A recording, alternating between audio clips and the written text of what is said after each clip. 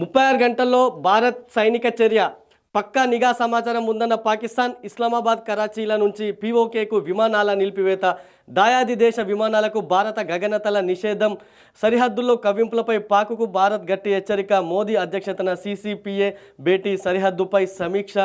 నిన్న మనం చెప్పుకున్నాం దీని ఒక సూపర్ క్యాబినెట్ అంటారు, CCPA cabinet committee and political affairs. నిన్న ఎప్పుడైతే 2019లో పుల్వామా అటాక్ జరిగిందో ఆ అటాక్ తర్వాత సీసీపీఏ ఫస్ట్ టైం భేటీ అయింది. ఆ తర్వాత మళ్ళీ ఇంతవరకు సీసీపీఏ భేటీ జరగలేదు.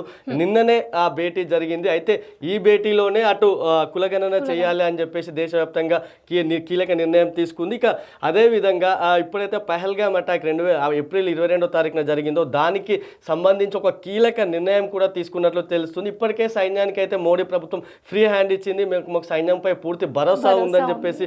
అదేవిధంగా సైన్యం ఎటువంటి టార్గెట్ ఫిక్స్ చేయండి, టైం ఫిక్స్ చేసి టార్గెట్ ఫిక్స్ చేసి గోహెడ్ అని ఒక మోడీ అయితే ఆ భేటీలో మొన్న జరిగిన రాజ్నాథ్ సింగ్ అదేవిధంగా త్రివిధ దళాల అధిపతులతో జరిగిన భేటీలో అయితే వాళ్ళకి ఒక ఫ్రీ హ్యాండ్ ఇస్తూ మోడీ నిర్ణయం తీసుకుని ఇప్పుడు ఇక అజిత్ దోవల్ చేతిలో ఉంది నిర్ణయం. అజిత్ దోవల్ ఎటువంటి నిర్ణయం తీసుకుంటారు, ఆయన ఇప్పుడు నేషనల్ చీఫ్ అడ్వైజర్గా ఉన్నారు. అయితే అజిత్ దోవల్ కోర్టులోని ఇప్పుడు పాక్ పై ఎటువంటి నిర్ణయం తీసుకుంటారనేది అజిత్ దోవల్ కోర్టులో ఉన్నది. ఇప్పటికే పాక్ మాత్రం ఒక భయం గుప్పిట్లో ఉంటున్నదని చెప్పొచ్చు. ఇప్పటికే ఎంతో 1000 మందికి పైగా పాక్ సైన్యంలో ఉన్న చాలా మంది అధికారులు, ఉన్నతాధికారులతో పాటు కింద సైనిక సిబ్బంది కూడా 1000 మందికి పైగా వాళ్ళు రిజైన్ చేసి అక్కడ నుంచి వెళ్ళిపోతున్న పరిస్థితి ఉంది.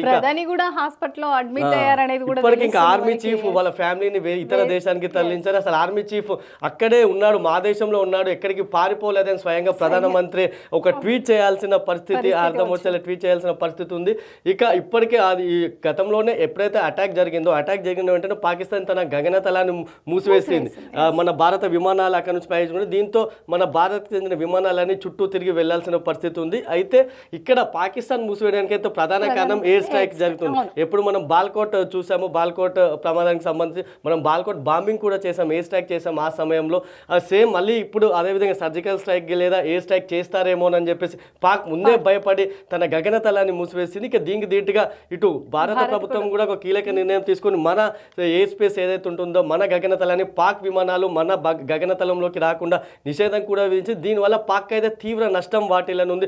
ఎందుకంటే అటు ఒకవేళ మన గగనతలం మూసివేస్తే మన పైన మన చుట్టుపక్కల దేశాలకు వెళ్ళాలంటే చుట్టూ తిరిగి వెళ్లాల్సి ఉంటుంది. దీనివల్ల ఇంధన ఖర్చుతో పాటు విమాన ఖర్చులు కూడా భారీగా ఖర్చు కానుంది పాకిస్తాన్కి. ఇది ఒక పెద్ద దెబ్బగా మనం చెప్పొచ్చు. ఇప్పటికే ప్రభుత్వం మీద వ్యతిరేకత కూడా ఏర్పడింది. అక్కడ ప్రజలు కూడా ప్రభుత్వంపై అసలు తీవ్ర విమర్శలు, అసలు మీరేం పాలన చేస్తున్నారు అంటూ ఇప్పటికే పంజాబ్ వంటి ప్రాంతాల్లో. మరోవైపు ఇక బలూచిస్తాన్ ఆర్మీ అయితే మనం చెప్పాల్సిన పని లేదు, ప్రతిరోజు అసలు సైన్యంపై అటాక్ చేస్తూ నిన్న కూడా మొన్న రాత్రి జరిగింది. ఇక నిన్నటి వరకు కూడా ఆ అటాక్ కొనసాగింది. ఆ అటాక్లో 40 మందికి పైగా పాక్ సైనికులు అయితే మరణించారు. ఇది ఒక పాక్ సైన్యానికి అయితే పెద్ద దెబ్బగా మనం చెప్పొచ్చు. మనం ఇప్పటికే గతంలో 2016లోనే మన ఇండియన్ జేమ్స్ బాండ్ గా చెప్పినటువంటి అజిత్ దోవల్ ఒక వ్యాఖ్య చేశారు, మీరు మళ్ళీ ఏదైనా అటాక్ చేస్తే మాత్రం బలూచిస్తాన్ని మీరు కోల్పోవాల్సి ఉంటుంది అని గట్టిగా హెచ్చరిక చేశారు.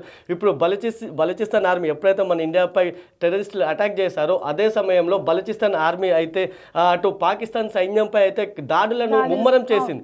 ఇటు అదేవిధంగా ఒకవేళ మనకి ఇప్పటికే ఐఎన్ఎస్ విక్రాంత్ వంటివి కరాచీ దగ్గరలోనే మనం మోహరించాము. ఈ నేపథ్యంలో ఒకవేళ బలూచిస్తాన్ మనం ఇటు పీఓకేను స్వాధీనం చేసుకోవడంతో పాటు అటు బలూచిస్తాన్ ఆర్మీకి కొంచెం అండగా ఉంటే అటు బలూచిస్తాన్ కూడా పాకిస్తాన్ నుంచి సపరేట్ అయ్యే అవకాశాలు ఎక్కువగా ఉన్నాయి. అటు ఖైబర్ ప్రావిన్స్ ఆల్రెడీ తాలిబాన్లు సిద్ధంగా ఉన్నారు, ఒకేసారి ముగ్గురిని ఎదుర్కోవాల్సి ఉంటుంది పాక్. ఈ నేపథ్యంలో ఒక మేకపోతు గాంభీర్యం ప్రదర్శిస్తారంటారు కాదు, ఇప్పుడు సేమ్ పాకిస్తాన్ కూడా అలాగే ఉంది. ఆల్రెడీ ఒకరేమో అణుబాంబులు మేము చేస్తాం మన దగ్గర అంటే మా ఇంతకు ముందుకే గతంలోనే మోడీ ఒకసారి కౌంటర్ ఇచ్చారు, మా దగ్గర ఏమైనా దీపావళి బాంబులు ఉన్నాయా, మా దగ్గర ఉన్నాయి ఏంటి అని చెప్పేసి. అయితే నిన్న ఒక పాక్ మంత్రి చెప్పింది 24 గంటల నుంచి 36 గంటల్లో మాపై ఎప్పుడైనా అటాక్ జరగవచ్చు అని చెప్పి. యాక్చువల్గా నిన్న సీసీపీఏ మీటింగ్ ఉందనగానే పాకిస్తాన్ ఈ వ్యాఖ్యలు చేసింది. ఎందుకంటే ఏదైనా కీలక నిర్ణయం సీసీపీఏ మీటింగ్ జరిగిందంటేనే అక్కడ ఏదో కీలక నిర్ణయం తీసుకోబోతున్నారు అని చెప్పేసి అర్థం. కానీ నిజంగా ఇప్పుడు వచ్చే 24 నుంచి 36 గంటలు మాత్రం అతి కీలకం కానుంది. ఏదైనా జరగవచ్చు, అది కాకపోతే అది ఎటువంటి దాడి చేస్తుంది అనేది మాత్రం అప్పుడు అది ఆ సమయానికే తెలుస్తుంది. ఎందుకంటే అత్యంత సీక్రెట్ గా కూడా ఈ ఆపరేషన్ మొత్తం కొనసాగనుంది.